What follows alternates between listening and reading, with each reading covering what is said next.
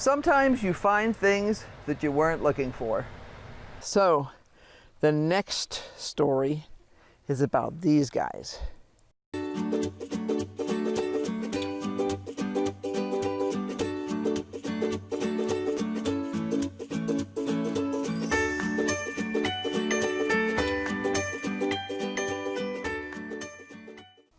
And this one was one that actually kind of turned out to be kind of funny.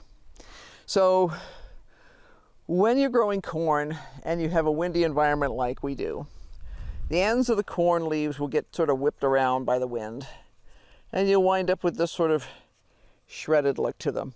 And that's perfectly fine. There's nothing wrong with that. It's nothing unusual. It's just like a blade of grass. It's shredding a little bit. But early on, when these guys were a bit shorter, like 6 inches, 8 inches, I'd be walking along and I'd find this. And I'm like, uh-oh, something is chomping my corn. What is it?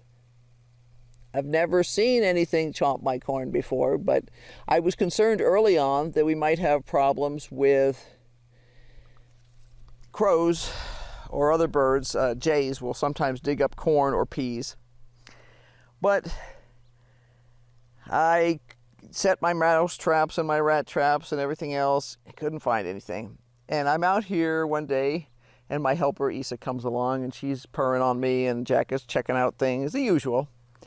And then I watch her walk over into the corn and chew the end off of a corn leaf. She likes to eat grass anyway, but she just like this one here that I showed you a minute ago, that's all chomped off.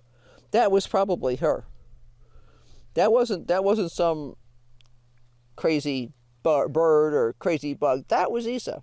And she chewed the whole end of it off. And I watched her do this. And she would walk along and she would chew this off. So I scolded her for doing that, of course. But I also stopped worrying about it. Because as long as she doesn't decide to really chew on the whole plant, we're okay. We're okay. We can live with that. So let's go over to the squash. See if there's anybody over there being evil. Now this bed here, except for some wind damage, like this, it's literally just breaking the leaves off, has been doing pretty well. We haven't had much in the way of bugs over here, although I'm still watching because it could happen any minute. But we have been having some sort of rodent coming in here. We've got a Kent tomato missing. And our first ripe tomato in here would have been ripe in about 2 days, and it's gone. It disappeared yesterday during the day. That tells me it's a squirrel. And I think I have a rodent in here too, stealing. So we're gonna have to work on that. Here's all the new beans coming up. These are provider beans, which are green beans, bush. And these, I am very happy to say, are Carsons, which are yellow wax beans. They're not completely up yet, but I can see there's still some popping. And I am extremely happy to have them come up as well as they have, because I was very concerned about this provider. I had a really bad batch of seeds from them earlier this season. So I was like, okay, hopefully that was just an anomaly. And here is the squash jungle. This has become quite the location over here. I didn't really plan for it to be quite this full, but I guess we'll take it and be happy. When I say full, I mean the bed full. We have, these are Bennington greens here. Yellow squash, I think you can see a couple back in there. Yep. Zucchini. Now, here's an example of something that's not a disease. See the end of that squishy? I need to actually pull this guy. This did not, oops. That one, the end of this zucchini is squishy. This did not pollinate correctly. So it needs to go away. It's just going to rot. I try and watch for them. It's not happening much anymore because we're getting better pollination over here. but every once in a while it'll still happen, and you see it gets kind of dried up and funky dunky, and this will rot. So I try and get these out of here as soon as I notice it. I actually cut zucchini this morning, but I was focused on a couple of other plants, so I didn't notice that. And there's several zucchinis that have come out of here this morning. There may still, that one there may not have gotten pollinated. This plant has gone insane. This is this is a Weiss Star patty pan, and there's got to be 12 patty pans in there. Another zucchini. The reason we have so many zucchinis this year is last year I had trouble with my zucchinis germinating. So I was trying out 2 different varieties, Dunja and Desert, to see which ones we liked better and which would produce better for us. And every blasted seed that I planted came up this year. So we're kind of up to our butts and yeah. Anyway, you can see we have a nice little cucumber forming there. And I've got probably, I don't know, a dozen or more of these on here. So I'm trying to really watch because I don't want any giant cucumbers. These are regular pickling cucumbers. This is natural pickling, as I recall. So I don't want these to get giant. I want these to get to the right size, and then we'll harvest them, and then we'll turn them into pickles. So yeah, there's tons of bugs in here, and it's been kind of fascinating seeing who's living in here. The squash bugs get squashed. The cucumber beetles get squashed. But we have a couple of other bugs that I need to look their names up again. But they're beneficials. I was seeing a ton of them, and I'm like, I don't know what those are. So I looked them up, and they're fine. Now here we have an excellent little example of a spider who's living here. And he got himself, unfortunately, he looks like he got himself a little wasp. If he'd gotten himself a fly, I wouldn't mind. But anyway, he needs to move because he's bugging the bugs that are coming in. We have all kinds of small wasps, and earlier today, this place was just humming with bees, which is fun. But you can see there's another cucumber.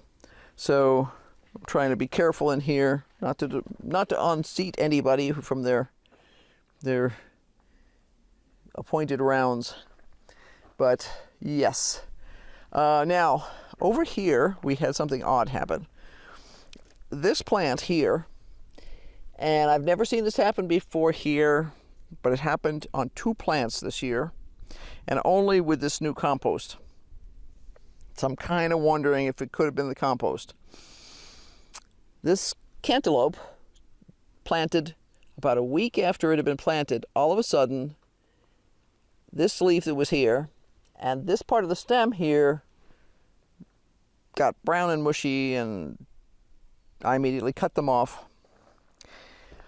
And the plant seems to be doing okay now. But I lost a basil plant in another part of the garden that had been mulched with this same mulch. So I don't know whether it's just coincidental or whether it's something that was in the mulch. Obviously, there can be fungus in mulch. So far, knock on wood, it has not been a big problem, but I will be watching carefully because I don't want any disasters to occur. There's obviously nothing I can do if there is mulch problems at this point other than not use it anymore. But everything in this bed that's out here is cantaloupe. This stuff on this trellis, half of it's cantaloupe and half of it's cucumber. This is cucumber. Market more cucumber. I'm out of clips right now, so I'm having to encourage them to try and grow them, hold up themselves, and they're not doing all that well. I need to cut some more ties. I have some old sheeting I can use to tie stuff up with while I'm waiting for my clips to come in. Pay attention. It could save you a lot of trouble. Let's wander over here. These are pak choi. The damage you're seeing on here is from flea beetles. Earlier this season we had, and there's one right now. See a little black dot? Smush. That little black dot used to be a flea beetle. And there's a few on here again. Earlier this season we had a total infestation that literally arrived overnight. Chewed the bejesus out of them. So the bottom leaves, here's an excellent example. The bottom leaves look like that. They've literally been chewed to death. The plants themselves are doing fine. I've just started noticing a few flea beetles again. I'm trying to avoid having to spray. If simply smushing a few every day will keep it under control, cool. If they start to get too larger quantity, I will get in here and spray again. Last time I sprayed them with neem oil and that really knocked them down hard. I don't like the smell of neem oil, but it doesn't bother me other than that. You just have to make sure, like spinosad or any of the other organic compounds, that you're careful about using with bees. The only problem I've had with most of my spinach was early on, and this is my spinach here. This is a bachelor button. Obviously, this is sort of a mixed bed. We have violas, we have bachelor buttons, and we have spinach. The only problem I had with the spinach was early on, this section of the bed to the left here was completely mowed down by a mouse who was then caught in the trap, and that solved that problem. 2/3 of the battle is knowing what to look for. Now the damage on this rhubarb, that's not bugs. That is the wind. The damage on these plants here is a combination early on of flea beetles. And this is flea beetle damage here. And you'll see the new growth looks great. So what I will probably actually do is come in and cut these old things off. This is a mini broccoli. This is a mini broccoli. And these are kohlrabies. So they're doing great. They've got nice big bulbs on them. Let's see. And one of the things that is very cool about kohlrabi bulbs is they are pretty darn impervious. Even if the leaves get yucky, the bulbs themselves are completely edible. They have such a tough skin that nothing apparently wants to eat them. Although I could imagine a rodent wanting to eat them. But there is our garden critter here. That's actually Jack's spot, but she likes to lay there too when he's not out here. She lays there and surveys the garden. Now this bed of spinach was picked, so that's not rodent damage. That was Friday night pizza salad. These kind of big holes are characteristic of inchworms. So I did find a couple in here the other day. And there's one right now. There's a little bitty one. But it's amazing how much damage these can do, so they have to go. This is the first time I've looked at them in a day or so. The ones you've seen them, you know they're around, and you need to just get in there. I haven't had a chance to, but I could spray these with BT, and I may, because that would solve the problem of chewing insects. Let's see, here's the pak choi. You can see that got munched on the edge by an inchworm. But this section here is perfectly fine. And the kohlrabi next to it. Over here, these center leaves are perfectly fine, and those are tender. We could actually eat those as greens. And to be honest, I don't have a problem if I find an inchworm on my greens or something. That's very minor, shall we say. But I will run my fingers over things and see what I find, because a lot of times it's like finding those egg masses on the husk cherries this morning, also called ground cherries. And knowing that they're there, I was able to eradicate them without chemicals, just by smushing them with my fingers. So hopefully this inspires you, gives you some clues of what to watch for. Sometimes in my tomato plants, I will not see tomato hornworms, but what I see is tomato hornworm poo.